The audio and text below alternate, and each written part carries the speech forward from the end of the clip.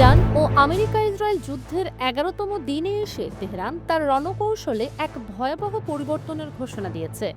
ইরানের revolutionary guard corps আইআরজিসির aerospace ফোর্সের commander brigadier general মাজিদ মোসাফি জানিয়েছেন, এখন থেকে ইরান শুধু সেসব মিসাইল নিক্ষেপ করবে যেগুলোর পেলোড বা গোলাবারুদ বহন ক্ষমতা ১,০০০ কেজি, অর্থাৎ ১ টন বা তার বেশি।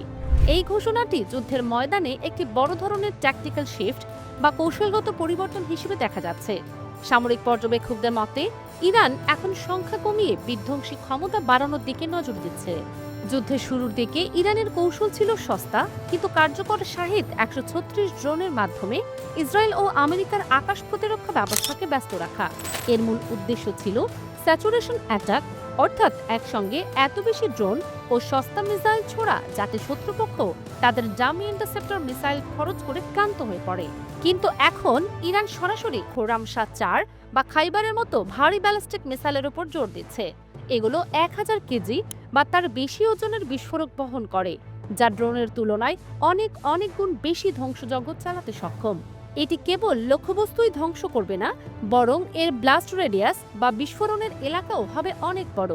জেনারেল মুসাফি জানিয়েছেন, এই মিসাইলগুলো ম্যাক ৮-এর বেশি গতিতে চলে এবং এর ট্র্যাজেক্টরি বা গতিপথ পরিবর্তন করা যায়, যা ইসরায়েলের অ্যারো ৩-এর মতো উন্নত ব্যবস্থাকে ফাঁকি দিতে সক্ষম।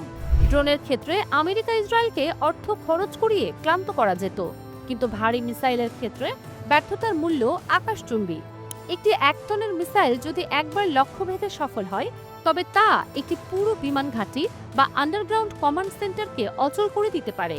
লেবানিজ সংবাদ মাধ্যম আল মায়াদিনের বরাত দিয়ে জানানো হয়েছে, দুবাইয়ের বিমানবন্দর এবং সৌদি আরবের বিখ্যাত রাস তানুরাজ তৈল শোধনাগারের মতো আঞ্চলিক পরিকাঠামোগুলো এখন ইরানের অন্যতম প্রধান টার্গেটে পরিণত হয়েছে। এর ফলে বিশ্ববাজারে জ্বালানি তেলের সংকটের আশঙ্কা আরও ঘনীভূত হচ্ছে। বর্তমানে ইরানের অস্ত্রাগারে ১,০০০ কেজির বেশি বিস্ফোরক বহনে সক্ষম বেশ কিছু শক্তিশালী প্রজন্মের মিসাইল রয়েছে। খোরামশাহ ১,৮০০ কেজি পর্যন্ত বিস্ফোরক নিয়ে ২,০০০ কিলোমিটার দূরে আঘাত হানতে পারে। এটি মূলত উত্তর কোরিয়ার হাসং-১০ প্রযুক্তির উন্নত সংস্করণ। সলিড ফুয়েল চালিত মাঝারি পাল্লার সেজেল মিসাইল ২,০০০ কিলোমিটার দূরে হামলা চালাতে সক্ষম। ৩,০০০ কিলোমিটার পাল্লার ক্রুজ মিসাইল সুমার পারমাণবিক অস্ত্র বহনেও সক্ষম বলে ধারণা করা হয়। প্রতিরক্ষা বিশ্লেষকদের মতে ইরান এখন যুদ্ধের গাণিতিক সমীকরণ বদলে দিচ্ছে। এর আগে একটি ড্রোন ধ্বংস করতে $৪ মিলিয়ন পেট্রিয়ট মিসাইল ব্যবহার করা হতো, যা অর্থনৈতিকভাবে ক্ষতিকর ছিল।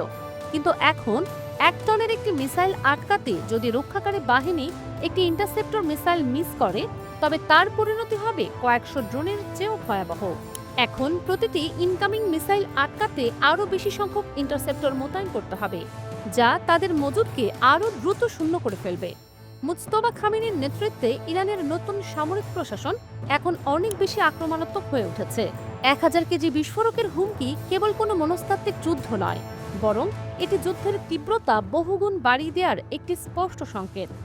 আমেরিকার অপারেশন এপিক ফিউরির জবাবে তেহরানের এই হেভি পেলোড নীতি মধ্যপ্রাচ্যকে এক দীর্ঘস্থায়ী ও ধ্বংসাত্মক যুদ্ধের দিকে ঠেলে দিচ্ছে।